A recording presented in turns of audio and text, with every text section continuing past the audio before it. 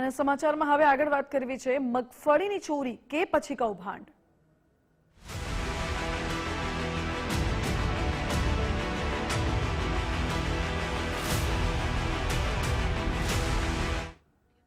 રાજકોટના જેતપુરમાં રો હાઉસમાંથી મગફળી ફોરો થઈ ગઈ છે।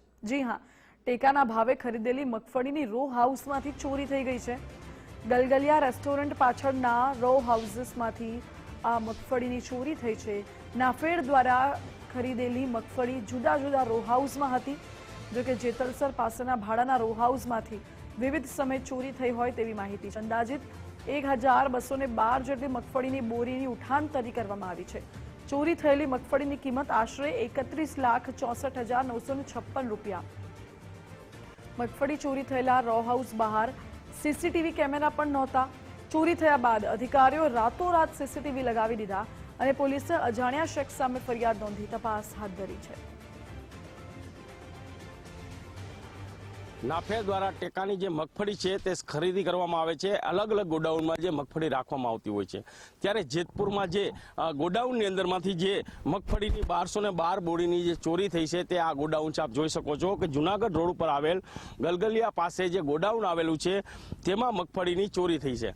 હવે આ જે મગફળીની ચોરી થઈ છે તેની તપાસ છે તે હાલ હાથ ધરવામાં આવી છે, પરંતુ કહી શકાય મહત્વની વાત તો એ છે કે જે આ મગફળીનું ગોડાઉન છે ત્યાં ગોડાઉન પાસે એક પણ સીસીટીવી છે તે રાખવામાં નતા આવ્યા, પરંતુ રાતે રાત જ્યારે ખબર પડી કે આ ચોરી થઈ છે તેને લઈને નાફેડના અધિકારીઓ દ્વારા આપ જોઈ શકો છો કે સીસીટીવી રાતોરાત નવા નાખવામાં આવ્યા છે। આપ જોઈ શકો છો કે રાત્રિના સમયે આવી અને સીસીટીવી ફિટ કરતા હોય એવો પણ આપણી પાસે વિડીયો છે। આપણે જોયા કે તેમાં સીસીટીવી છે તે ફિટ કરવામાં આવતા હોય છે, પરંતુ મોટો સવાલ એ છે કે જે મગફળીની ચોરી થયા બાદ જ આ સીસીટીવી જે નાખવામાં આવે છે એટલે ક્યાંક ને ક્યાંક આમાં નાફેડ પણ સામેલ હોય તેવું લાગી રહ્યું છે। એનું કારણ એક જ છે કે સીસીટીવી ચોરી થયા બાદ નાખવામાં આવે છે, ત્યાં સુધી નાફેડના અધિકારી ક્યાં હતા, એટલે આમાં બધાની સંડોવણી હોય તેવું લાગી રહ્યું છે। અને મહત્વની વાત એ છે કે હાલ પોલીસ દ્વારા 2 લોકોની અટકાયત કરી હોય અને પૂછપરછ ચાલતી હોય તેવું પણ સૂત્રો દ્વારા જણાવવામાં આવી રહ્યું છે। એટલે ક્યાંક ને ક્યાંક હવે જો આ જે 2 લોકોની અટકાયત કરવામાં આવે, પૂછપરછ કરવામાં આવે, તેમાં કેવા ખુલાસા થાય છે તે જોવું રહ્યું, પરંતુ મહત્વની વાત એ છે કે સીસીટીવી નતા એટલે ક્યાંક ને ક્યાંક નાફેડની આમાં સંડોવણી હોય તેવું સ્પષ્ટ છે તે જાણવા મળી રહ્યું છે। હરેશ વાલિયા, ગુજરાત ફર્સ્ટ, જેતપુર। તો જેતપુરમાંથી મગફળીની ચોરી અંગે કૃષિ મંત્રી રાઘવજી પટેલે નિવેદન આપ્યું છે। ચોરી બાબત અંગે અમારા વિભાગને કોઈ નિસ્બત નથી મળી। ખરીદી પૂર્ણ થયા બાદ એજન્સી અને નાફેડની જવાબદારી હોય છે। ખરીદી કરતી એજન્સી અને નાફેડ વચ્ચેની આ બાબત છે તેવું કૃષિ મંત્રીએ કહ્યું।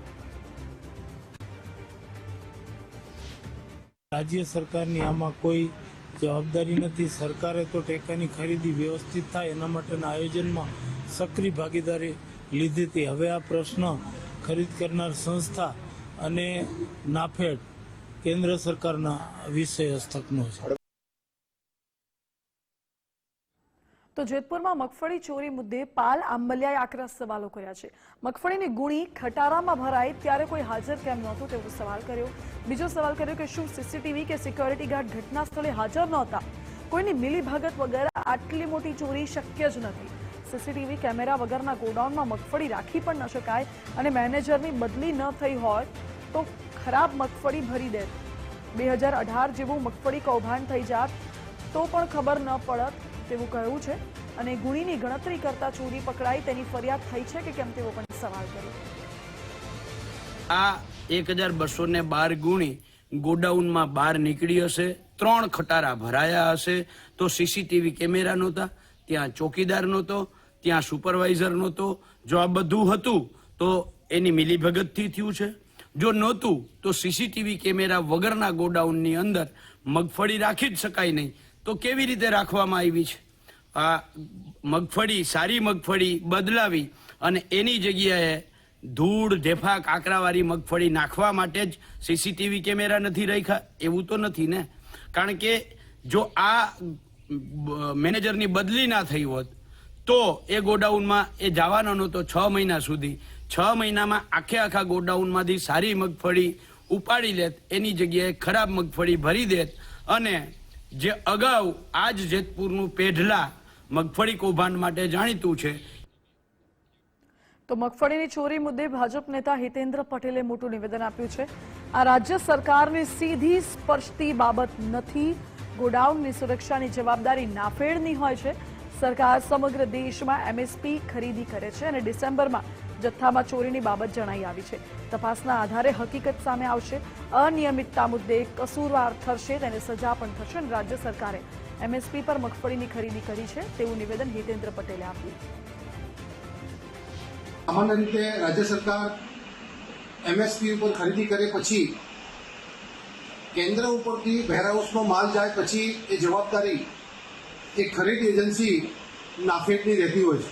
સમગ્ર દેશમાં નાફેડ દ્વારા એમએસપી ઉપર ખરીદી થાય છે અને સેન્ટ્રલ વેરહાઉસના ગોડાઉનોમાં એની જાળવણી કરવામાં આવે છે અને એની સંપૂર્ણ જવાબદારી એ નાફેડની રહેતી હોય છે. પ્રાપ્ત માહિતી પ્રમાણે ગોડાઉનમાં ડિસેમ્બર મહિનાના કેટલાક જથ્થામાં અનિયમિતતાઓ માલુમ પડી છે.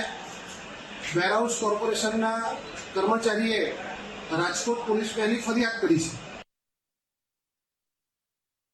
આજ મુદ્દે ન્યૂઝરૂમથી અમારા એસોસિએટ એડિટર ધર્મેશ વૈદ્ય લાઈવ જોડાઈ ગયા છે.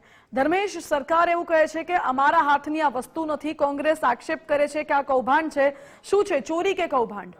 માનસી, સૌપ્રથમ તો કહેવાય કે મગફળી ટેકાના ભાવે ખરીદ્યા પછી જે કૌભાંડ થાય છે એનો એપિસેન્ટર સૌરાષ્ટ્ર અને કચ્છ રહ્યું છે. તમે જુઓ કે માટીમાં મગફળીમાં માટીની મિલાવટ, આગ લાગી હતી. આખા કૌભાંડનું એ પણ એક કૌભાંડ થયું હતું. આખા ગોડાઉનમાં આગ લાગી હતી. હવે આવ્યું છે એ ચોરીનું.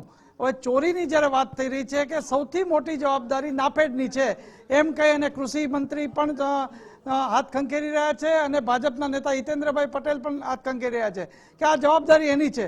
પરંતુ આટલા બનાવો બની ગયા પછી તમે ગાઈડલાઈન કરો છો કે સીસીટીવી અને સિક્યુરિટી વગર હવે આ રો હાઉસમાં મગફળી નહીં રાખવામાં આવે. ભલે જવાબદારી એજન્સીની તો નાફેડની છે, પરંતુ આ માનસી ચોક્કસ કહું છું કે કોઈ રાજકીય વ્યક્તિ માથું કોઈ હશે એમની આ કરામત હશે, એટલે એમની જ સિક્યુરિટી હોય, એમના જ સીસીટીવી અને આ તમામ વસ્તુમાં કંઈક ને કંઈક ગડબડ છે. એટલે કૌભાંડ છે. કૌભાંડ એટલે કહું છું કે ચોરી થઈ ગયાના 7 મહિના પછી કદાચ આ ફરિયાદ દાખલ થાય છે. 31 લાખ રૂપિયાની મગફળી ચોરાઈ ગઈ છે. આ ચોરાઈ ગઈ છે ત્યાં સુધી એમનો સીસીટીવી બંધ છે, ત્યાં સિક્યુરિટીની શું પરિસ્થિતિ, આ કોઈ વાત નહીં. અને એક તરફ સહકારથી સમૃદ્ધિની વાત કરીને નાફેડના ચેરમેનો જસ લે છે. એમાં પણ જેઠાભાઈ ભરવાડ તો આપણા ગુજરાતના છે. એમણે જ્યારે આવી ગાઈડલાઈન નક્કી કરી હોય ત્યારે સૌથી મહત્વની વાત એ છે કે આ મગફળી કૌભાંડ છે કે ચોરી, અને કોઈ પણ વ્યક્તિ એમાં જવાબદાર હોય એની સામે પગલાં લેવા જોઈએ. આ ખેલ શું કામ થાય છે મગફળી સાથે? ખેડૂતોની ટેકાના ભાવે ખરીદીથી મગફળી લેવાય છે મગફળી, અને મગફળી સાથે ગમે તે ભેળસેળ કરો, એમના ગોડાઉનને આગ છે, આ તમામ વસ્તુ અત્યારે થઈ રહી છે. જી ધર્મેશ, બિલકુલ આભાર આપનો. એટલે મગફળી ચોરી થઈ છે કે કેમ તે સવાલ હજુ યથાવત છે. જો કે તપાસ બાદ સામે આવશે, પરંતુ કોઈ મીઠી નજર હેઠળ આ પ્રકારે ગોડાઉનમાંથી મગફળી ગાયબ થઈ હોય તેવી શક્યતા દેખાઈ રહી છે. કારણ કે સિક્યોરિટી પણ તેમની હોય, સીસીટીવી પણ તેમના હોય તો જ આ પ્રકારની ચોરી શક્ય છે. નહીં તો આટલી મોટી મગફળીની ચોરી શક્ય નથી. મગફળીનો જે જથ્થો હતો લગભગ 31 લાખ રૂપિયાની આસપાસ મગફળીનો જથ્થો છે ચોરાઈ ગયો છે. તમામ મગફળીની બોરીઓ ગોડાઉનમાં પડી હતી. અલગ અલગ ગોડાઉનમાંથી મગફળીની બોરીઓ ગાયબ કેવી રીતે થઈ શકે એ પણ સવાલ ઉઠી રહ્યો છે. જ્યારે કોઈ કન્ટેનર કે જ્યારે કોઈ ટ્રક ગોડાઉનની નજીક આવે છે, પછી મગફળીની બોરીઓ ગોડાઉનમાંથી કાઢીને ટ્રકમાં ભરવામાં આવે છે, આખી જે લાંબી પ્રોસિજર છે ત્યાં સુધી શું કોઈની નજર ન ગઈ એ પણ સવાલ ઉઠે છે.